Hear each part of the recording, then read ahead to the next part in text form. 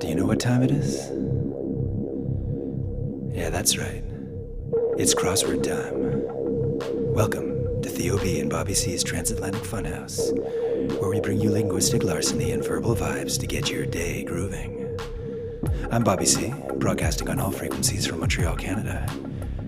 And the other guy over there with a funny accent? Well, that's Theo. Two Across starts now.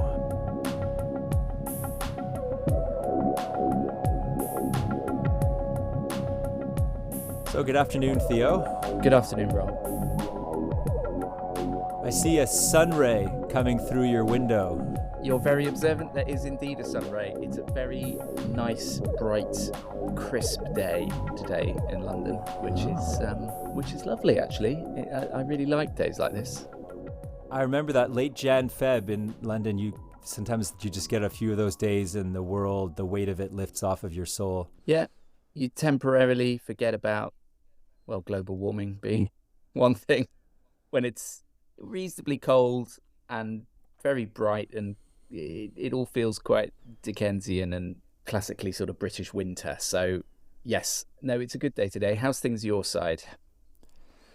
We're in slushland, freezing rain this week, a couple of days. Spent about 20 minutes yesterday chipping ice off of the windshield to be able to drive my daughter to badminton tryouts. So I long for a typically wonderfully Dickensian British winter morning. Anyway, it'll come soon. How did the badminton go? I don't know yet. I haven't received a report. Well, that's it with teenagers, right? You take the cues you get. Absolutely. You've got to read the runes as best you can. Yeah, exactly. Badminton's a fine sport, though. A kind of inherently ridiculous sport. You know, the idea of hitting this object that has feathers attached to it. It's all a bit strange, but nevertheless, good fun. Good fun. How did that come about? I mean, seriously, like, how did some people and where did they decide that they would attach feathers to a sort of nipple and it would slow it down sufficiently to allow them to play a racket sport on their lawn? So I think it started in France. I think I'm right in saying that. I think it was a sort of court game because they could obviously play it inside the palaces or whatever. And I like to think it started with somebody just picking up a dead bird at some point and thinking, let's give this a go. I'm just going to, get the tennis racket, whack this over, see what happens. And then badminton was born. But who knows what the genesis there were of badminton no is. shortage of plumage in the French court. I feel like, at a certain era, most men would wear, in their dandy fashion, would be wearing feathers of some sort. So, the materials were at hand. Let's put it that way. A surfeit of plumage, yeah. The Dauphin just, reaching. Resplendent in his hat. spring plumage, arrived at court. Yeah. Maybe one of our listeners is a badminton expert and can get in touch with the information. And speaking of listeners getting in touch, we have news on that front, which is not that we finally set up a website, but we have set up a Twitter/X, if we can bear to call it that, account. Which is at 2 Across Pod. So please do follow us there and send us your questions and or badminton related trivia. And that's 2 Across spelt out. So TWO Across Pod on X. Yeah. We look forward to interaction with the audience. Obviously, if we have etymologists, entomologists, biologists, any, depending on what you are and what you can add to our discussion, we welcome your feedback and input. All the ologists, just, feel free to build our community, because at the moment, I think it is growing actually week on week. I think we're steadily gathering momentum, but obviously it would be nice to begin to climb the exponential curve. Yes, we're still on the long tail of the Spotify podcasting curve. We are inching our way slowly, asymptotically. Podcasts really do put to the test the old adage, build it and they will come. you really have to build it for quite a long time, I think, before before they come. But they will come, Rob. I have no doubt in my mind. They will come to our field of dreams through the hedge and emerge. Yes, they will. Is it Kevin Costner? It is Kevin Costner. I'm not sure which one of us is Kevin Costner in this analogy, but I like the idea. I like the general vibe. Kevin Costner, man of the epic 3-hour saga films. Yeah. Field of Dreams, Dances with Wolves, lest we forget Waterworld. I was just going to say Waterworld. Yeah. And of course, the most authentic Robin Hood there has ever been. Ever. Complete with Bryan Adams doing the soundtrack. I love how your first question in that film is always, I didn't know there were Americans in the Crusades. But hey, who are we to question, Lord Costner? I'm trying to get the crossword on my phone, and I think we're going to do number 16,762 of the Guardian Quick Crossword canon today. 16,762. I'm there. Imagine if we had done that number of episodes. We would be grizzled. We would. Well, we'd have done nothing else with our lives for about the last 20 years. I'm not sure when the Guardian GT crossword began. Probably longer than 20 years ago, actually. Well, if it's daily, you got to reckon on 3 times 16 más o menos. So 48 years. You took the number out of my mouth, Rob. I was just about to say that. But yeah, there you go. So slightly older than me, and I think older you. Yes, older than you. Older, just a little bit older than me. And in 2061, when we reach our 48 years of podcasting, hopefully we will still be as fresh as the Guardian Quick. On which note, let me start the clock and we will dive in. Just for first-time listeners, we always time the crosswords at 30 minutes to give us a sort of time limit, obviously, so we don't just end up procrastinating for hours on end over clues that we can't find. So there is a bit of jeopardy, we like to think, that sometimes we don't do it in time and then we have to put our hands up and admit defeat. And I think our tally, I got this wrong last time, but I think I'm right in saying we're currently 3-2 up.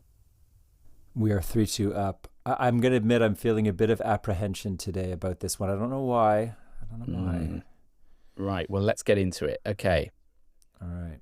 Clue number 1 across is picture storing snapper, ? 7 letters. Ooh. I think I'm going to come back to that one. Because camera doesn't fit. Theo, I think I might know what it is, but then I have to know the spelling. Could it be a locket? Oh, that's very good. Yes, you've gone old school. I think it is a locket. 'Cause it snaps shut. Are there 2 T's on a locket? This is the problem. I think let's lightly pen that in. Yeah, well, why don't we look at one of the downs and see bus home with another question marks would start with an L if locket were correct, 5 letters. Bus or home. 2 down. Yeah. Oh, this is a tricky start this week. I know. Oh, here we go. So locket's not right because 2 down I think we're going to be able to get. It is a lamp resident with a question mark. It is 5 letters long. Which is... They love a question mark this week, don't they? They do love a question mark this week. So I believe that would be a genie. Oh my goodness me, Dwelling of course in a it lamp. is. Yeah. I was thinking bulb. Oh, yes. Well, that, you know Far what? too literal. But maybe the question mark is... Because genie seems a bit obvious for the question mark. I don't know. The question mark suggests cheekiness. No, it's got to be genie. Please be genie because we're really stuck otherwise. It would be congenial if it were a genie. Does that help us with one across? So we now have the third letter of G on picture storing snapper. Well, it helps rule it out. So let's keep going. Okay. Do you want to try 9 across, maybe? Yep. So that's a black and white waddler. Would that be a gannet? Are there 2 T's in gannet? Do gannets waddle? I think, well, it's space, N, and then 4 spaces. So that's 7 letters, third letter N. It could be a penguin. Obviously, it's a penguin, Rob. What an idiot am I. Gannet. Oh, dear. Well, I don't know. A gannet waddles, a duck waddles. I mean, I think most birds, when they're out of their air or watery medium, tend to waddle. They're not natural walkers. You're being Except too maybe the kind, crane. Rob. That was staring us in the face, and I missed it. Right. 3 down is staring down its beak at us. 3 down is a big one, and I have a feeling it's cricket related, isn't it? Because it's Sussex v Lancashire, etc. game. 6 and then 7. Wow. Might have to come back to that one too. I don't know if that's for you, Theo. Well, you say that despite my famous cricketing forebear, who invented the googly, I am very poor on cricket knowledge myself. So, assuming it is cricket, I mean, it must be cricket. But I'm sure there are cricket fans shouting at their wirelesses as we speak. Sitting there on their couches in their whites, just screaming at the wireless. Let's look at maybe to take use of some of the letters we've got from penguin. We've either got 1 down or 11 across. Which way do you want to go there, Theo? Let's go 11 across, because I think... Oh no, I immediately regret that call. Taking felony, ? 5 letters. Third letter E. Taking felony. Taking felony. I don't even know what that means. Well, why don't we try 2 down, because that would give us the second letter of taking felony. Wait, sorry. 12 down. Apologies. Oh yeah, 12 down. Yeah. Fuzzy. I mean, that could be hazy or... Hazy sounds good. Yeah. And that gives us a second letter of H in taking felony, ? Taking. Yeah. It couldn't be... theft. Yes. As in a crime of taking. So a theft. Perfect. A crime of taking. Okay. Okay, so that gives us hazy is 12 down then. And then maybe if we look at 15 across, what do you think? Yeah. Coffee shop internet provider. As in coffee shop / internet provider. 9 letters. Thank you. Coffee shop / internet provider. So it's not Starbucks or... What's an internet provider that could also be a coffee shop? Oh, God. No. No. I mean... With a second letter of let's Y. come back to it. Yeah. Do you want to try maybe 15 down just to see if we can get something else there? Yeah, 15 We've got down. A pillar. Pillar. 6 letters. So it can't be column. Oh, it could be Why column. not? It could be column. Let's pen it. Yeah, because that's... Yeah, so it's MN, right, at the end? Yeah. Column. Like a columnar oak. Oh, which would then give us the coffee shop would be a cyber cafe. Oh, Theo, that's brilliant. Okay. We needed that, you know. That's dated. Would someone of this generation, a teenager today, know what a cyber cafe is? I mean, do cyber cafes exist anymore? I do remember that brief window of about 5 years when they were essential. If you were backpacking or you were anywhere basically away from home, you'd go into the cyber cafe, internet cafe, whatever, and there'd be queues to try and get yourself on a CRT monitor and check a very slow dial-up connection. But yeah, that was you'd be combating local teenagers who were gathered together in 3s and 4s looking at porn beside you. Well, that was the thing. It was probably the only time the internet was a communal experience. It's true. There's this brief flourishing of communal internetage, and maybe that's what's led to the promise of the open and liberated internet not being realized, is that everyone's now consuming it alone in a corner as opposed to together in a cyber cafe. And now they've just been replaced, I suppose, by very fancy hipster coffee shops.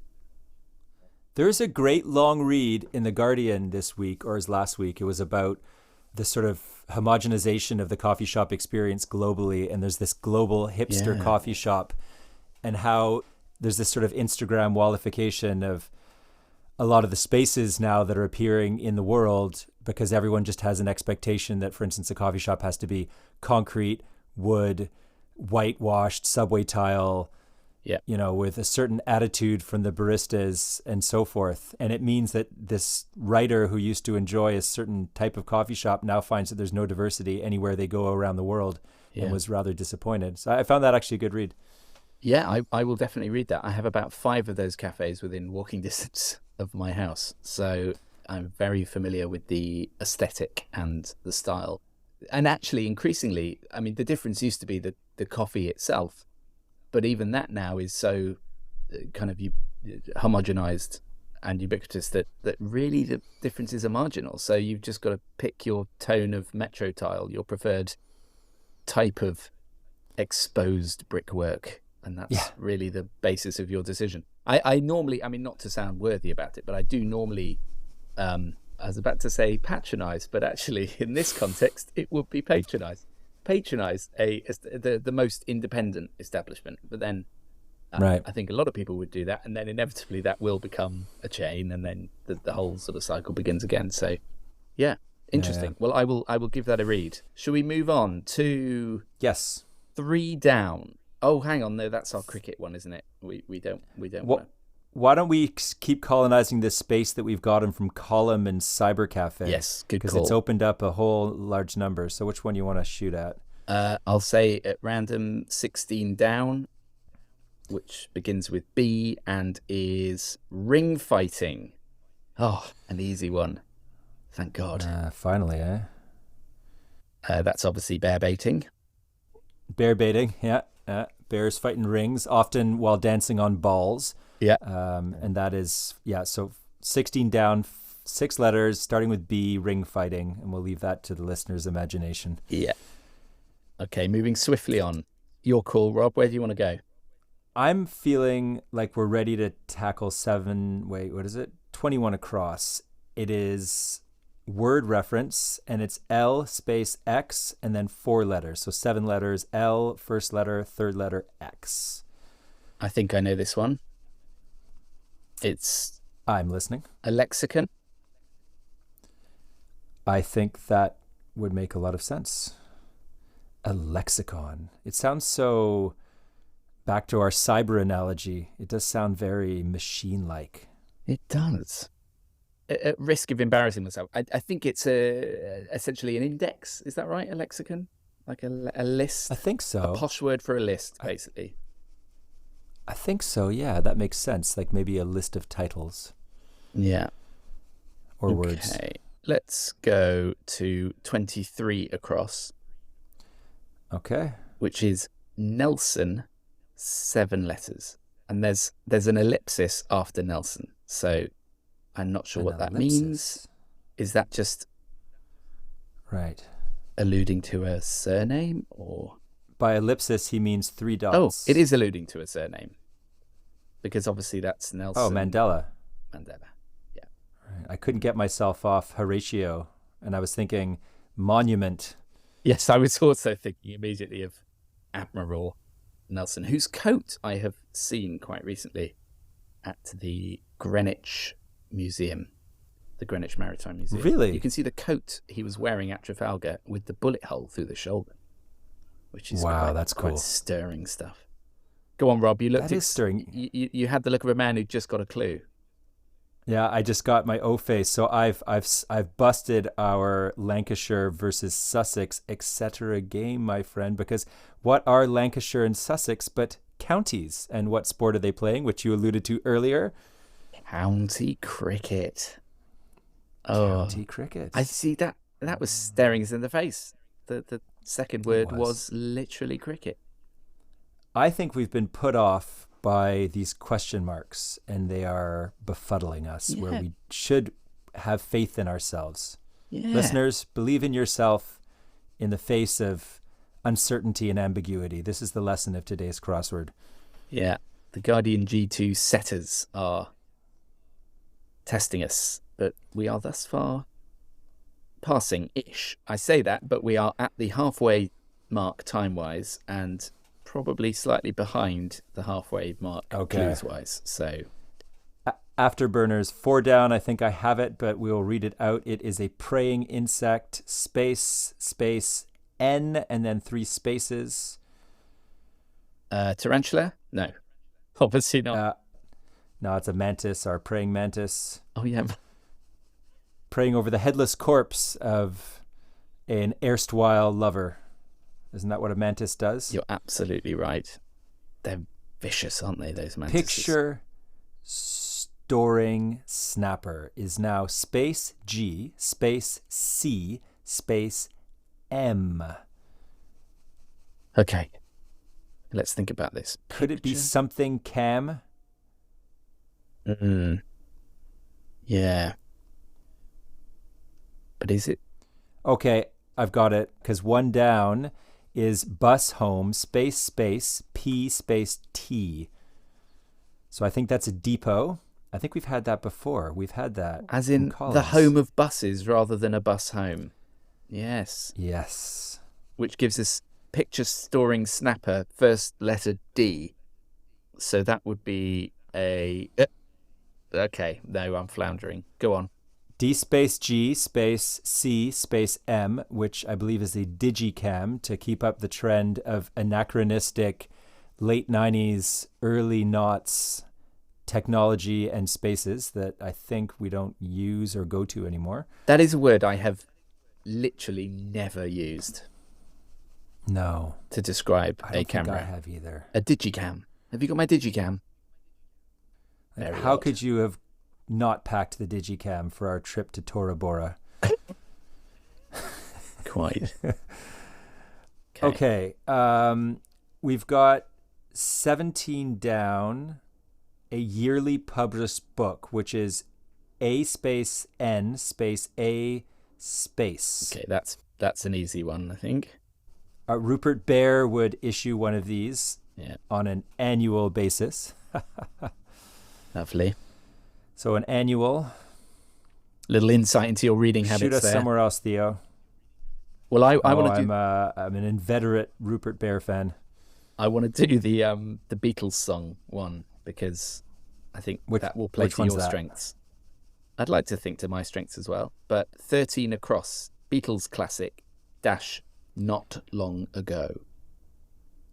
Which must be. I mean, starting with say Y, it together? Space S, 1, 2, 3, yesterday. All our troubles seem so far away. I was going to do one of my hilarious suggesting a word that it's obviously not, and then I couldn't think of another Beatles song beginning with Y, but now I can. Yellow Submarine. Yellow Submarine. Yeah. And Your Blues. Oh, good knowledge. Good knowledge. Okay, 7 down. Shop, 6 letters ending in Y. Okay, shop. Which one's this? Sorry, I've 7 down. Shop. 7 letters beginning in Y. Ending in Y. Ending in Y. Sorry, ending in Y. I think we might have to come back to that. Try and get some more. Yeah. Yep. So 10 across is nominal 7 letters, beginning with T. Oh, nominal. Token something? I don't think I've got enough to go on there. Let's look at 6 down is hidden, ending in D, 6 letters. Hidden.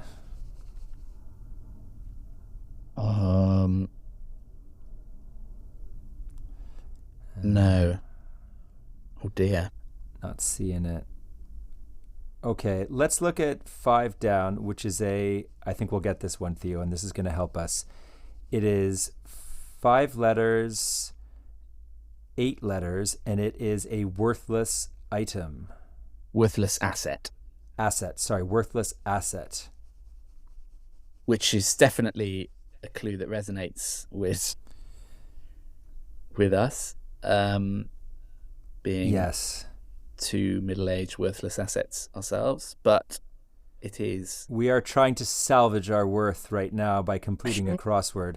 So the second word is E space E, and then it's 5 letters, and then the first one at 5 letters afterwards. So E space E and then 5 letters, and the first word is 5 letters long. So can I reveal that? Because I think we have to hurry up on this. Yes, please do. It is a white elephant. Of course it is. Well done. Where are we time-wise, Theo? Just to check that we're 10 minutes left. 10 minutes going left. concern. Okay, so we're cruising on the edge of the wake right now, but we don't want to fall behind it. It's what Alex Ferguson called squeaky bum time. Squeaky bum time. Which I think was actually a sort of mistranslation of what he actually said, but either way, it's entered folklore. That's the second time Alex Ferguson has been mentioned in this crossword, which surprises me. And not the last. And no doubt not the last. But yes, we are definitely getting into the later stages of the game and need to score some goals. So 8 across. Yes. The tail. Oh, it's an anagram. 7 letters. The tail. So we have A space H and then 4 letters, and our letters that we have to anagramize are THETALE. So we've used our A and our H, and we have a T, an E, a T, an L, and an E left. I think I've got it, Rob. I think it's an athlete.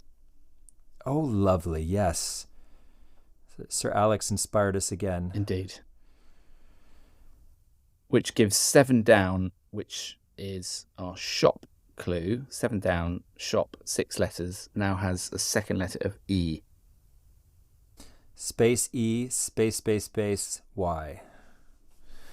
Oh, that's tricky. So it could be either the physical shop, a place where you shop, or it could be the act of shopping in a verb form. Yes. We have got the chance to get one more letter. I feel this is going to be a British word for a shop. 10 across, nominal, is T space T and then 4 spaces. I'm going to say, and this is a big guess, but I think it's titular. Dude, that's amazing. Yeah? That's definitely titular. Okay. Yeah. Which means we now have all our letters in shop, as in the ones we're going to get. So we've got we're going to get blank E, blank R, blank Y, shop. Could it be a double R? It could be. But then, so space E, space R, space Y. Let's try and conquer the bottom right, because we haven't even given it a look. Yes. And if we could get all those, then we can come back to this at the end. I don't want to lose our chance at those ones. Well said. A tin, anagram, A space, so it's A space, space, space, and it's an anagram of a tin. And I believe it is a wonderful American conjunction, which would be ain't. Oh, ain't. Yeah. Lovely. Like, we ain't no good at crosswords. Ain't that a shame? Okay, let's get that in, which gives us 18 across. Run around like a headless chicken. 5 letters beginning with P, 4th letter T. It's P space space T space. And a punt on that, and maybe look at 20 down for a second. Soft to sit on, 5 letters, and we have none of them. Comfy? Could be cushy. Oh, comfy. Or cushy, yeah. But the problem is then it would end with TC, or run around like a headless chicken, which doesn't... That's not a thing, is it? No, I don't think it is. Run around like a headless chicken? Yeah. I feel that should be obvious, and it's really not. No, it does not look obvious to me either. Why don't we look at 24 across, which is a game of chance, starting with L. It's 8 letters long, and the third letter is a T. So L space T, and then 7 letters long. A game of chance. A lottery? Oh, thank you, Theo. I think I'm getting stressed out right now, and my crosswording ease is leaving me. Okay, we're getting there. We're getting there. Cacophony. Cacophony is 5 letters, ending with E. Could be just noise? Yes, I think that's absolutely as good a guess as any. And then could 18 across runs around like a headless chicken is now... Oh, sorry. Run around like a headless chicken. P space N space... P space N T space. What? Yeah. Unless some noise is wrong, but it feels right. What about 22 across, Theo? It's odd. Oh yeah. It is the letter U. And it's 7 letters beginning with U. Yeah, U space A space I space space. U. Oh no.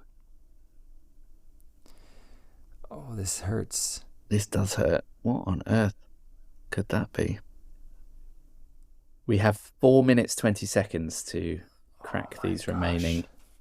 I'm going to start playing around with this run around like a headless chicken, because so it can't be pants, because that just doesn't make sense. And it's run around, not runs around, so it's... Oh, man.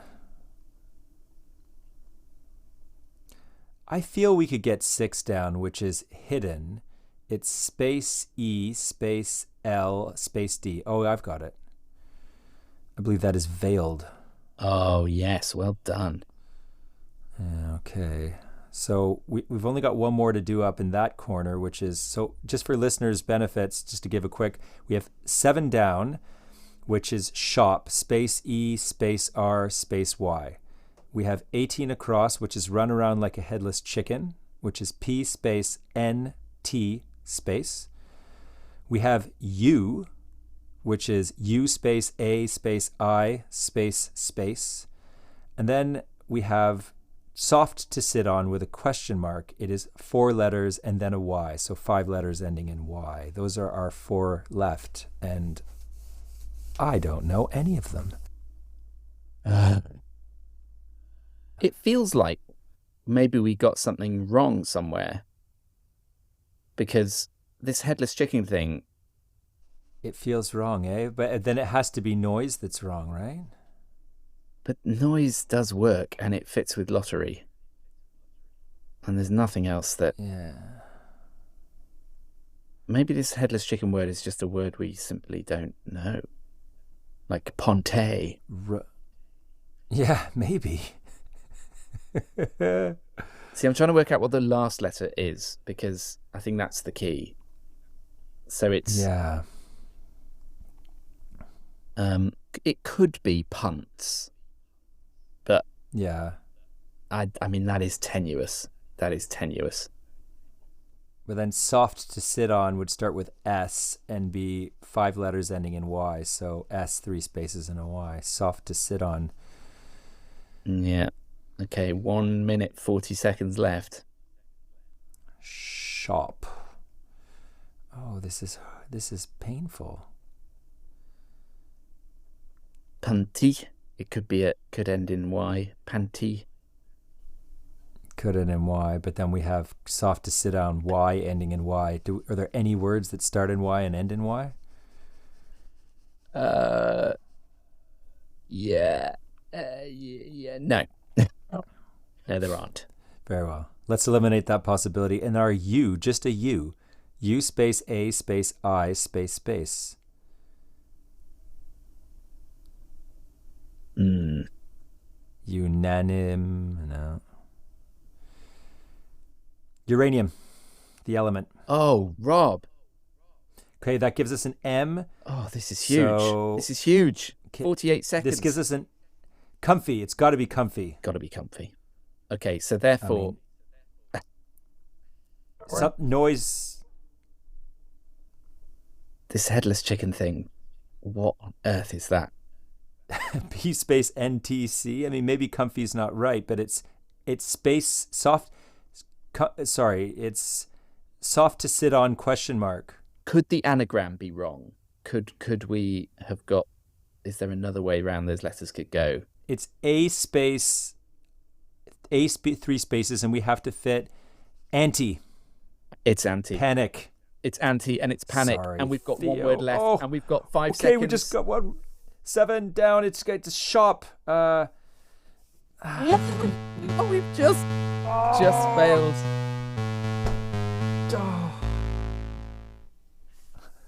Drat. Oh, it was so. What an exciting finish, though. Wow. This is the second crossword in a row where I've confidently put a wrong clue in and messed us up. I'm sorry, Theo. No, not at all. I think that was actually very good teamwork, but for our shop. So shall I just reveal what this is? Do we want to have any more guesses? Shop. Okay. I mean, I think us guessing would be incredibly boring for our listeners. Yeah, and considering my obsessive side is obsessed with doing that for the next 10 minutes, but I think that would make for bad listening, so just reveal it. I think considering we've just subjected them to half an hour of us agonizing over clues, we shouldn't continue that torture. So here we go. Reveal this is... Oh, this is annoying, Rob. This is very guardian behaviour. The answer is betray. What? As in you shop somebody in. Oh, wow. I've never heard shop used that way. I don't feel so bad. I have. So I arguably should have got that, but I still think that is really... Oh, that is annoying. That's a bit too clever as a clue. I think. You know what? I feel... I don't know what the word, maybe vindicated isn't appropriate, but I feel less bad about me. I'm glad, Rob. I'm glad. Don't beat yourself up. I'm still beating myself up about penguin, but you should not beat yourself up about betray, because that was a very circuitous clue, I think. I feel we delivered full value to today, though, on the last minute scramble for the finish. That at least we turned it into a nail biter. And as predicted at the end of episode 5, we are 3-3 at the end of episode 6, setting up the big one, an epic episode 7. This is going to be as big as it gets, people. And you know what's interesting is, depending on how long it takes to get there, we could be recording this fairly close to Super Bowl Sunday. For our American listeners who are a fan of the pigskin and that awful, awful game that for some reason Great Britain has embraced, much to its ignominy. Which reminds me, pick up a word. The last Super Bowl Sunday, I was with you in Montreal and fell asleep halfway through, which was partly because I just stepped off a plane from London, but also because I just lost all track of what the hell was going on. That's because football sucks, so you don't have to worry about that. It's perfectly acceptable to fall asleep. Don't take that as a betrayal of Super Bowl Sunday. I think that's what most people do. They fill themselves up on Tex-Mex food, they watch the halftime show, and then they fall asleep. Well, I consider it a betrayal. I like how this is the word of the day. A betrayal that it's called football over there, when of course demonstrably it has very little to do with the foot. And everything, it seems to me, to do with the size of one's upper body. Yes. Unless you're a running back, that's the guy that literally every single play takes the ball and runs through a line of 300-pound men and tries to make yardage. And that man invariably has quadriceps like tree trunks. Yeah. But either way, it is a sport that is predicated on kind of physical vastness, and also just seems to endlessly be interrupted. At least football, proper football, is a free-flowing game where, yes, you get stoppages and free kicks and corners, but in general, the players are running all the time. But then not so many commercial breaks. So, but you've hit the nail on the head. That's why football is America's favorite sport, because American corporate interests realized that this was the ultimate vehicle for delivering advertisements to human beings. And so they pushed it as aggressively as they could, marketed the crap out of it to convince people that this was the best thing since sliced bread. And now it's literally a religion. I mean, it's no mistake. If you think about the way they've set it up, games are held weekly on Sunday. After church, you can go home and sit on the couch all day feeling like you've done well, and you can indulge in what is essentially the most important ritual of your week, which is lying there, stuffing your face and watching a bunch of top-heavy men attack each other in 3-second bursts interspersed by 30-second commercials. Well, I mean, whatever floats your boat. Yeah. Actually, your mention there of sliced bread reminded me of a podcast by that title, which is very good. It's a BBC podcast where the presenter seeks to establish whether a particular product is really the best thing since sliced bread, or something, doesn't have any value. I think it's nice that we occasionally recommend our army of listeners in the direction of other places. So that is my recommendation of the week. Do let us know yours on the Twitter account, which, as mentioned at the top of the show, is at 2acrosspod, all one word, at 2acrosspod. So come and say hi and give us a follow. On which note? Yeah, and if any feedback on what you're hearing, what's working for you, we'd love to hear it. And as Theo said, on which note, where do you go in the next week, Theo? Where have your travels taken you, or will they take you, rather? My travels are not taking me particularly far. I'm going to go to the local soft play on Sunday. I'm really, really looking forward to that one. Although the weekend after that, actually, my wife and I are heading off to a wedding, which is very exciting. Ooh, whereabouts? In the home counties. It's in a hotel in Buckinghamshire, I think. And crucially, it's a child-free wedding, as stipulated on the invite. So we are leaving the Smalls at home in good care of my in-laws, and we're going to go and have enjoy ourselves. Yeah, so that is something to look forward to. Tell me something. The group of friends that are invited to this, are people up in arms about the decision to make it childless, or are people generally supportive? No, I think because it's a wedding at this stage where most of us are in our sort of early 40s and have had kids for a while, the prospect of a child-free weekend is greeted with great excitement. Whereas possibly about 5-10 years ago, when we were all beginning our journey of parenthood, it would have been slightly more problematic, just logistically, because the kids would have been a lot smaller. But I'm thrilled. When I saw the words, "We regret to say that children are not welcome at the wedding," or however it was phrased, I had a small yelp of excitement. So yes. How about yourself? What's Nice. your movement? Because you're heading back to Nepal fairly soon. I am, on Sunday, flying off to Istanbul, and then Istanbul to Kathmandu, and I'm going to be there for the better part of 4 weeks. So Wow. as mentioned in the last episode, we'll have a few Trans-Himalayans coming up, which will be interesting. Yeah. And sort of, in a way, it's nice to get away from Montreal this time of year. It's not really, the weather isn't at its best. Montreal's not showing its best side for sure. But at the same point, I'm not a huge fan of leaving for extended stages like that. I've got, the kids are in needy phases. I think they're in needy phases through to their mid-20s, but yeah. And possibly beyond. Yeah. And possibly beyond. Yeah, we'll see. Well, look, safe travels. And we look forward to hearing your dispatches from the Himalayas. And yes, that will be an interesting one for next time. So in the meantime, all best to everyone, to one and all. And I'll leave it to you to officially sign us off. Bye-bye. Bye, everyone. Two Across is a podcast by Rob Cole and Theo Bosenket. If you like what you hear, do you think about liking, subscribing, and even more importantly, reaching out to us on our new Twitter handle? That's @2acrosspod, all spelled out. And we'd love to hear from you and how you're enjoying the show or any feedback on this episode or other ones you've heard. See you next time.